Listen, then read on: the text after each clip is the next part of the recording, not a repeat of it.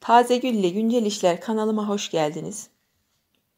Bugün öksürüğe çok iyi gelen son derece doğal bir öksürük kesiciden bahsedeceğim. Turp ve baldan oluşuyor. 2 malzememiz var sadece. Yapım aşamasına geçelim. Ben 2 tane siyah turp kullandım. Bir tane de kullanabilirsiniz. Bir tanesi bir kişilik. Bir kişiye yeterli geliyor. Alt kısmını bu şekilde kesiyoruz düzgün durabilmesi için. Üst kısmını da bıçakla kesip kapak yapacağız üst kısmını. Diğerini de aynı şekilde altını ve üstünü kesiyorum. Daha düzgün durabilmeleri için tabakta. Kabak oyacağı ile iç kısmını çıkartıyorum. Kabak gibi oyalım. Çok düzgün olmasına gerek yok. Çok ince de yapmayalım. Üst kısmını bu arada alacalı soydum. Hepsini de soyabilirsiniz kabuklarının. Kabuğundaki vitamini de alabilmek için ben alacalı soydum.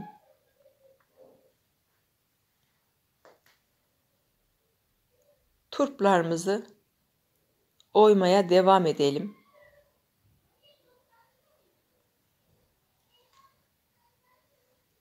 Turpların içine bal dolduracağız.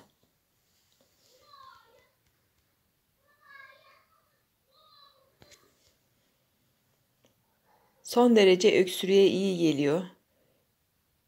En az 3 gün kullanırsak öksürüğümüz geçecektir.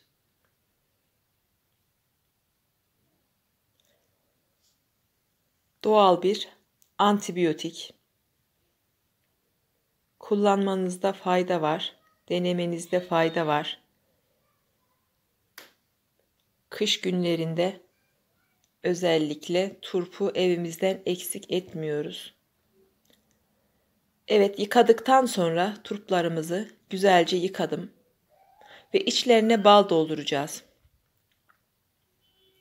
Balımız bu. İstediğimiz kadar içerisine bal doldurabiliriz.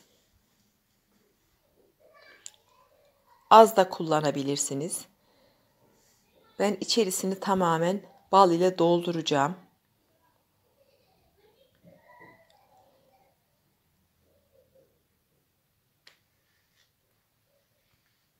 Bunu akşamdan hazırlarsak sabaha kadar şurubumuz olacaktır. Sabah aç karnına kullanmamız gerekiyor. Yemeklerden önce kullanmamız gerekiyor.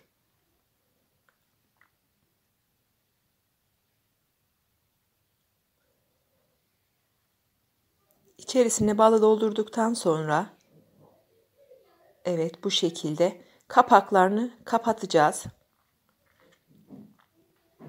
Üzerini herhangi bir şeyle kapatalım ve bir gece bekletelim. Bir gece bekledikten sonra suyunu süzecektir.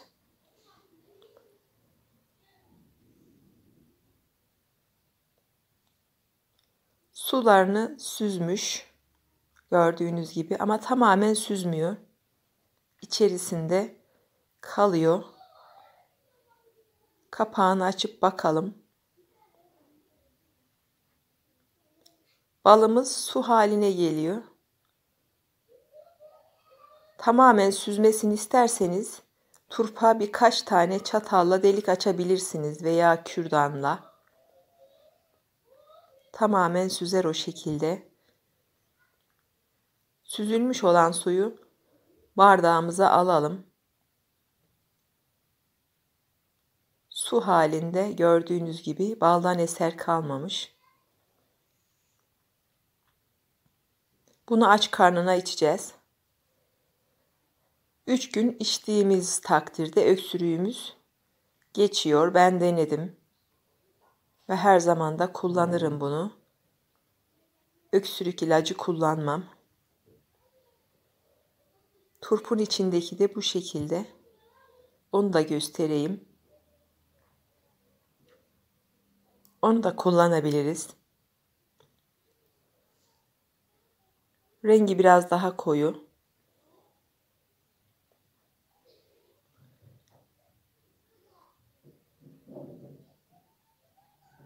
Sularımızı bardaklara alalım ve içebiliriz.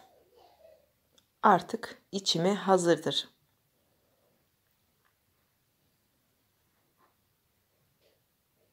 Kış günlerinde son derece faydalı, şifalı bir tarif.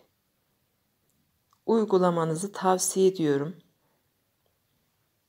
Hasta olanlara geçmiş olsun.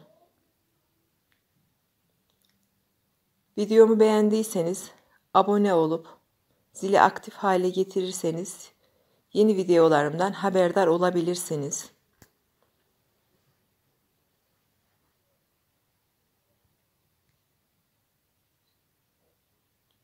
Şurubumuzun son hali bu şekilde.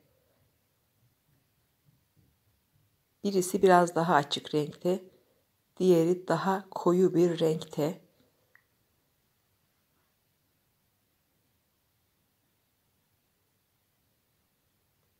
Tadı da güzel. Herhangi bir problem yok tadında. Bunu bir kere de içmemiz gerekiyor.